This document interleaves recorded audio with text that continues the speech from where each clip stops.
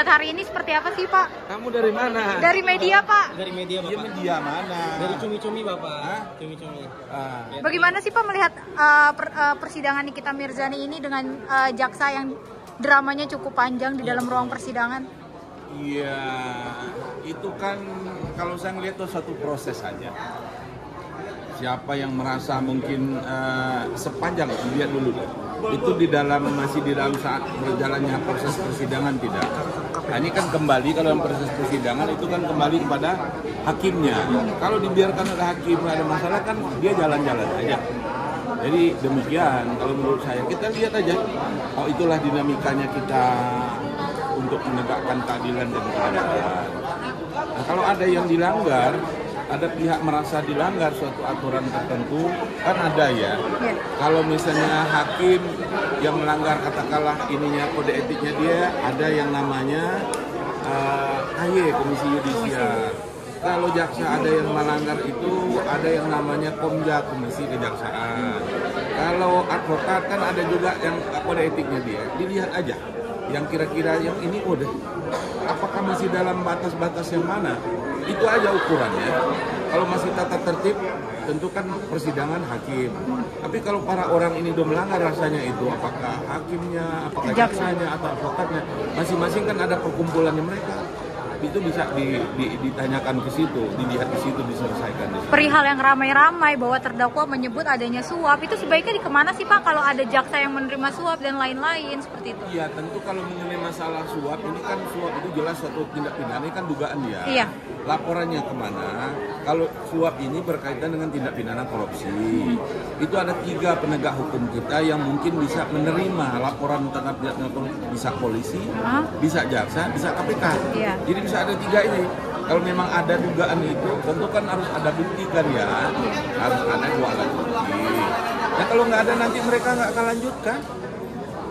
Gitu. Jadi pihak merasa oh ada kayak gini, menurut saya tempuhlah prosedur. Karena setiap ada jalur, hukum pidana ada jalur. Kalau katakanlah sistem peradilan pidananya tadi, apakah polisi ada pengawas internalnya mereka, kemudian juga ada yang Kompolnas. Kalau jaksa ada juga Jamwasnya, ada juga Komja, Komisi Kejaksaan. Hakim juga begitu, ada Komisi Yudisial, ada juga Badan Pengawasan Hakim itu ada.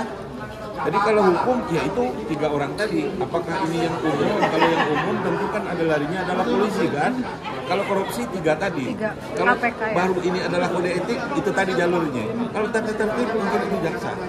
Lihat aja, itu mereka lah yang paham jalannya yang mana. Mungkin Pak melihat adanya jaksa juga yang merekam gitu. Kalau dalam menurut pandangan Bapak sebagai... Saya lihat gini, ini ada nggak larangan merekam itu?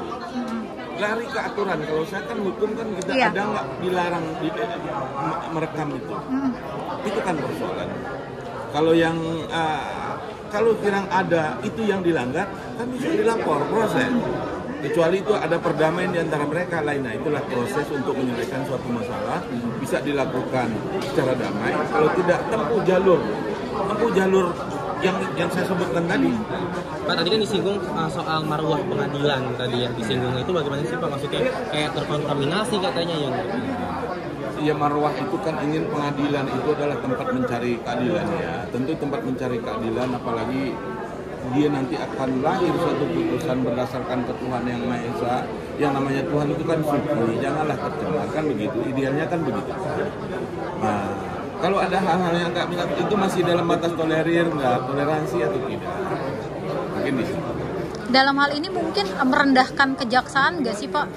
Merendahkan seorang jaksa nggak sih kalau dilihat dari itu kan kembali lagi ke mereka merasa direndahkan enggak, itu kan sangat subjektif juga. Kalau dia merasa apa proses jalur tempuhlah jalur yang ada. Kalau kita merasa direndahkan, jalur mana nih? Masih kode etik saja kah ada ranah hukum? Kan itu dia, itu mereka yang akan paham. Tentu sebelum melangkah tentu kan harus dibicarakan dulu di internal mereka kan. Ini di mana nih? Pastilah setiap setelah sidang itu misalnya kayak jaksa nanti akan ada evaluasi pihak pengacara akan evaluasi lagi jalan sidang itu akan ada. Kalau sebaiknya tuh seperti itu, begitu persidangan selesai, kadang-kadang kan waktunya kalau sidang sampai malam, kapan mereka untuk evaluasi? Mungkin besoknya, bagaimana jalan sidang kemarin? Kalau kayak begini, merasanya kan udah direndahkan atau tidak? Atau masih betul, udahlah. Nah, itu kan kembali kepada mereka. Kalau dari pandangan Bapak sendiri ini kan maksudnya sedikit banyaknya terdakwa ini selalu menghina juga secara pribadi kepada jaksa penuntut umum ini. Ini bisa memperberat juga hukumannya nggak sih? Enggak, kalau itu kan persoalan lain. Ya, kalau yang ada nggak, dia ini kan orang itu kalau penghinaan ini kalau menuju kepada pribadi, penghinaan itu namanya delik aduan. Kemarin dia, kalau dia merasa dia akan adukan. Nggak boleh orang lain merasa kita penontonnya dihina, kita adukan, nggak bisa. Yang bersangkutan. Nah kalau bersangkutan nggak merasa dihina ataupun dihina, biarin aja lah. EGP misalnya, kalau itu kan emang gue pikirin gitu kan, misalnya orang yang nggak mau nyari-nyari masalah lagi, kalau kayak begini ya udah selesai aja lah, ini biarlah masyarakat yang menilai, kan ada juga kan. Nah kalau masyarakat pasti itu adalah namanya sanksi sosial, bukan sanksi hukum kan. Kalau hukum dia akan tempuh prosedur tadi, diadukan. Kalau nggak dia biarkan, biarlah masyarakat. Nah kalau bicara ada masyarakat, pasti nanti udah akan ada dua, ada pro dan kontra. Mana yang banyak pro dan kontra itu kan harus ada penelitian tuh. Paling tidak akan itu muncul ujungnya, nanti ada setuju, ada yang tidak setuju. Itu biasa. Janganlah misalnya ini yang nggak setuju itu saling kita juga menimbulkan masalah hukum yang lain. Kalau saya mengimbau demikian, ya sudah kita berbeda. Siapa yang mengikat? Ya hakim, putusan hakim. Gitu. Tapi melihat terakhir mungkin Pak, melihat perdramaan ini di ruang sidang hal yang wajar atau perlu di warning juga nggak sih? Tentu kita mengimbau sih boleh ya. Iya. Tapi paling tidak kan, oh iya memang ada begini ya dinamikanya. Kita lihat aja, karena bisa berkembang, nilai-nilai kembalikan nilai-nilai masyarakat lagi.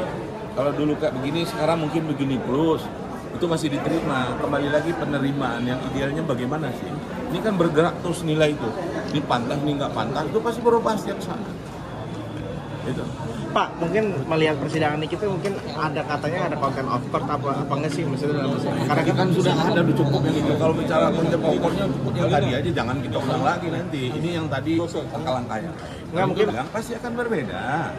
Ini mengatakan ada, mungkin yang nggak ada, ini katakan tidak ada. Ada atau nggak adanya tentu kan harus ada dulu satu putusan pengadilan kan. Kan kalau secara hukum kan seperti itu. Kalau pendapat pasti akan berbeda-beda pendapat. Ini begini, ini begini, biasa, terimalah perbedaan pendapat itu. Ya kan kalau kita nggak terima, tentu kan ada tahap proses hukum. Ingat itu. tapi melihat